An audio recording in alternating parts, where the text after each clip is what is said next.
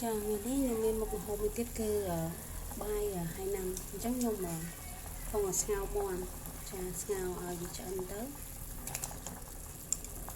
នេះមាន់សែរបស់យើង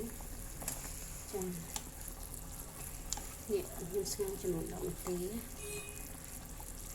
ហើយគ្រឿងផ្សំស្ងោរមាន់ហ្នឹងចាមានទឹកស្លឹកខ្ទឹមនេះស្លឹកខ្ទឹមចានិងខ្ញីហើយបើយើងចូលចិត្តចង់បានពណ៌យើងដាក់ម្សៅល្មៀតតិចទៅឬក៏ដាក់ល្មៀតតិចទៅឲ្យវាមានពណ៌លឿនហើយដាក់ខ្ញីខ្ទឹមចូលមកនេះស្ងោរវាឆ្អិនទៅហើយយើងស្ងោររយៈពេល10នាទីឬក៏5 10នាទីទៅតាមមាន់ចាស់មាន់ខ្ញីចាហើយមាន់នេះបានឆ្អិននៅនេះខ្ញុំស្ងោរ10នាទីហើយ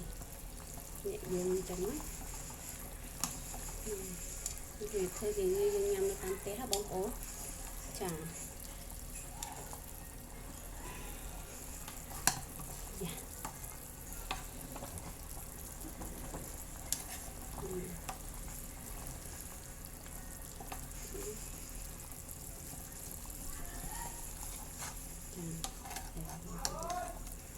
ឆ្អិនដល់ខ្ញុំ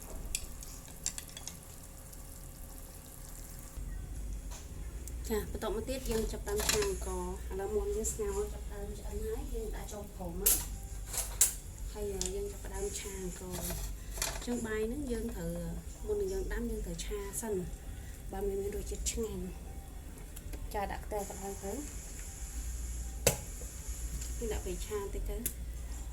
ហ្នឹងហើយប៉ុណ្ណឹងបានហើយចាំពេកយើងចឹងត្រាំឥឡូវខ្ញុំចាប់ដើមចាខ្ញុំជាមួយខ្ញីណា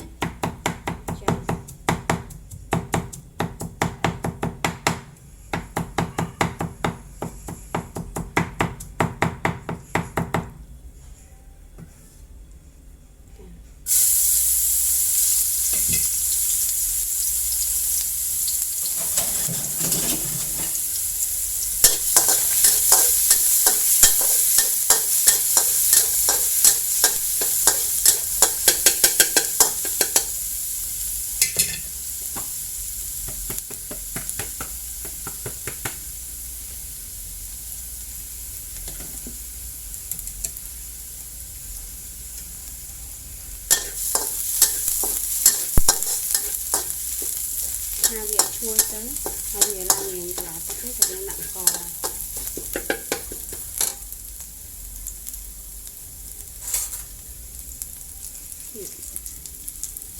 ចានេះទឹកមាន់របស់យើងស្ងោរហើយយើងយកទឹកនោះទៅដាំបាយចាឥឡូវយើងឆាខ្ញីយើងដាក់តិចទៅយើងខ្ទឹមចាខ្លាំងបានហើយយើងដាក់អង្ករចូល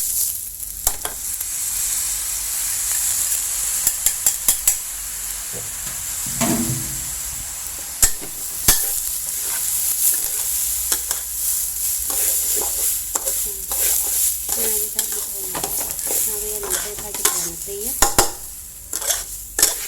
ដើម្បីឲ្យវាមានទឹកបន្តិច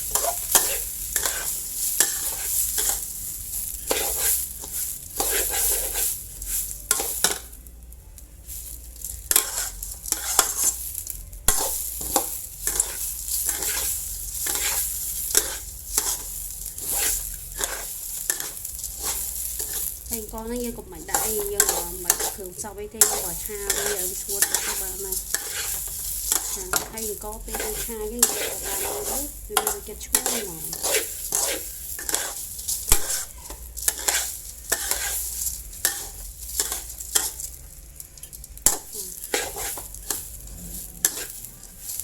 ចាឥឡូវអង្គរបស់យើងហើយបិទគេ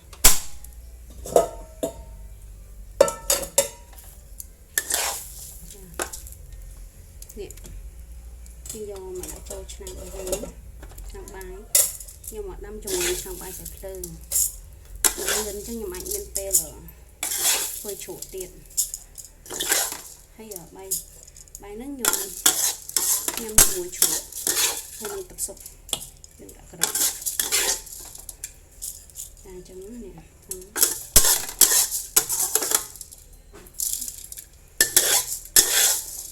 ពេលយើងខាហ្នឹងវាឈួតចឹងបងប្អូន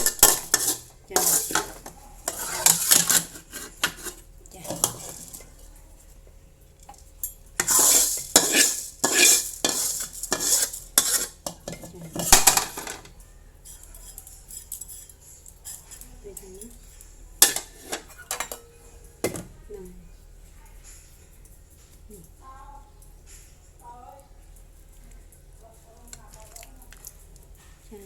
យើងដាក់ទឹកស៊ុបមាន់យើងស្ងោរហ្នឹងយកទៅដាំបាយអញ្ចឹងវាមានរសជាតិឈ្ងុយដាក់មក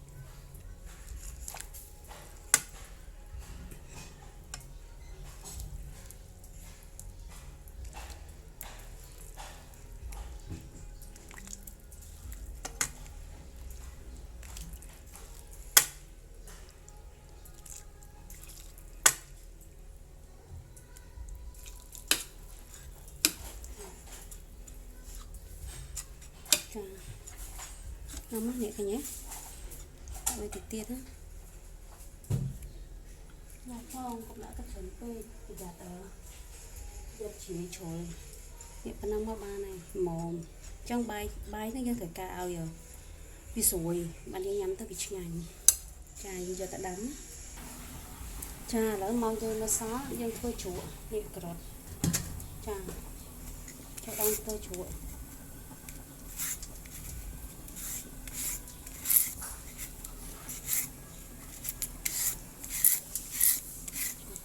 ចឹងណាយើងទឹកវាស្អាតណា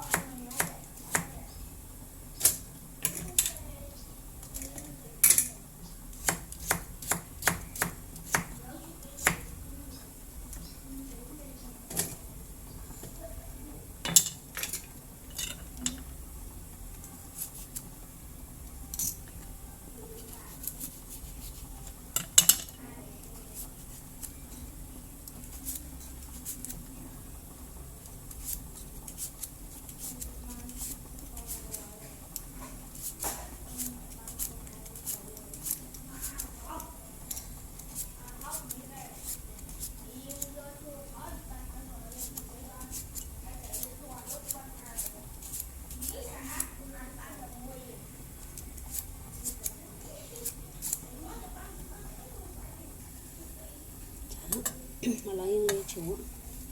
នេះញ៉ៃមួយខ្ទឹមពីច្រើនទៅមកទេចាប៉ុណ្ណឹងមកយើងច្បងមកហ្នឹងតសក់ហ្នឹងយើងបានបាច់អំបិលហើយអញ្ចឹងយើងកុំដាក់អំបិលតណាដាក់អំបិលទៀតយើងទឹកនេះហើយចាដាក់ស្ករសពីស្ពីបាយពងអញ្ចឹងដើម្បីវាជូរប្រៃផ្អែម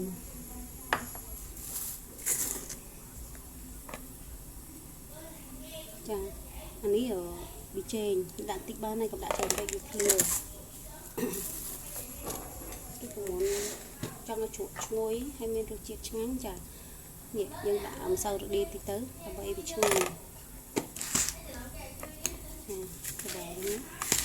នេះយើងជួយញ៉ាំលាមយើងធ្វើនៅទេចាជ្រក់ហ្នឹង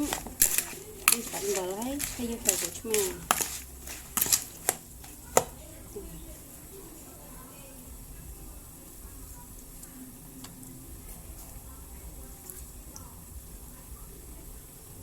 យើងបាច់ប្រើទឹកខ្មេះឯងយើងញ៉ាំលក់នៅផ្ទះចឹងយើងដាក់ក្រូចឆ្មាឆ្ងាញ់យើងញ៉ាំទៅថ្លឹកមាន់ធម្មជាតិហ្មងក្រូចឆ្មាខ្ញុំប្រើ5ផ្លែព្រោះក្រូចឆ្មានោះវាទូទៅដែរតែក្រូចឆ្មារបស់យើងចាវាទឹកច្រើនឃើញទេហើយនេះសាច់ទឹកនេះចាទូទៅទេប៉ុន្តែទឹកច្រើនណាស់បងឃើញទេទឹកទៀតចឹងណាហើយជា10នាទីអី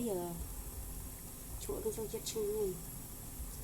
ពេលខ្ញុំមកច្បាច់ហើយចឹងខ្ញុំយកទៅដាក់ទូទឹកកកបំផ្លែដើម្បីវាត្រជាក់ឲ្យស្រួយ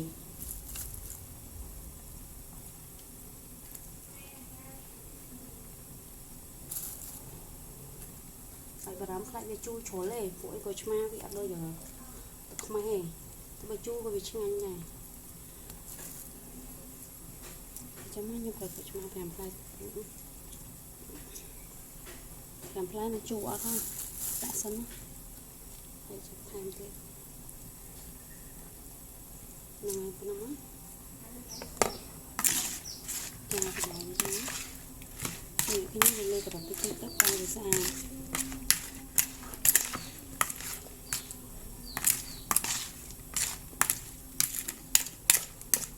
យើងឆ្ងាញ់ណាស់ទេហ៎ចាឆ្ងាញ់ហ្មងហើយយើងតពីយើងធ្វើបាយហ្នឹងយើងអាចញ៉ាំមួយត្រីអាំងញ៉ាំមួយសាច់ជ្រូកញ៉ាំអីនិយាយរំទៅចប់មួយត្រីប្រឡាក់ត្រីអីគឺឆ្ងាញ់ហ្មងនេះពណ៌វាស្អាតទៀតហើយយើងដាក់នៅកែវក៏បានទុកក្នុងទូទឹកកកក៏អីហើយចាំមកទឹកអីក៏ទុកនៅញ៉ាំបានព្រោះយើងធ្វើថ្ងៃស្អាតទៅឃើញចានេះទេទឹកវាថ្លាចឹងនេះទេថ្លាចឹង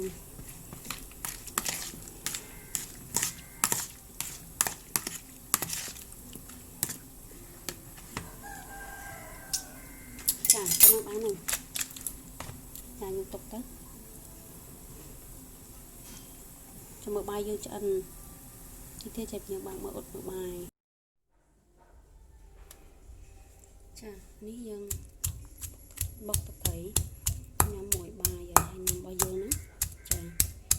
ចាមានខ្ទឹមមានម្ទេសហើយនឹងមានម្សៅរ៉ូឌីបន្តិចទៅម្សៅស៊ុប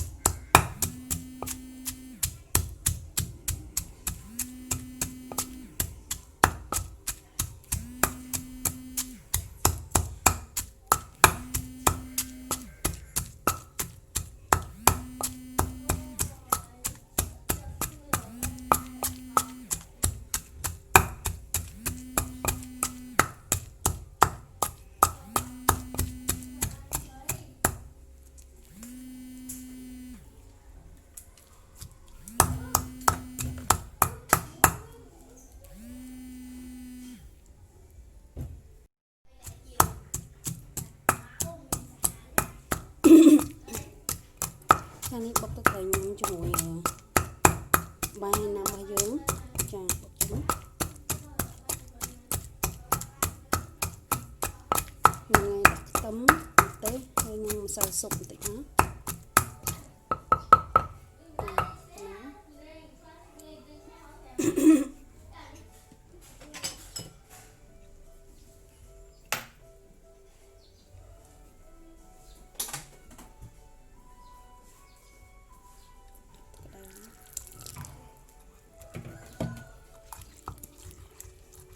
បាយឆ្អិនខ្ទឹម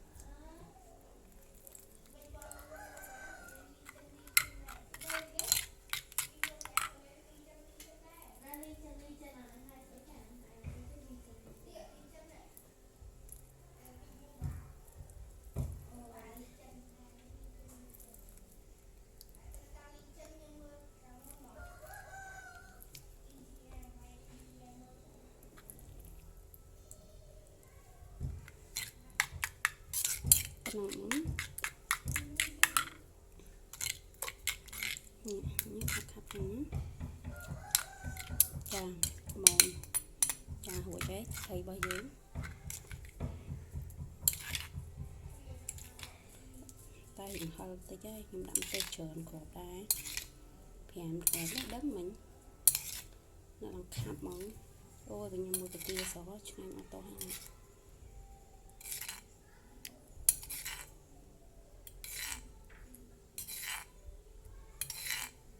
នេះចាទឹកត្រីរបស់យើងចារួចហើយ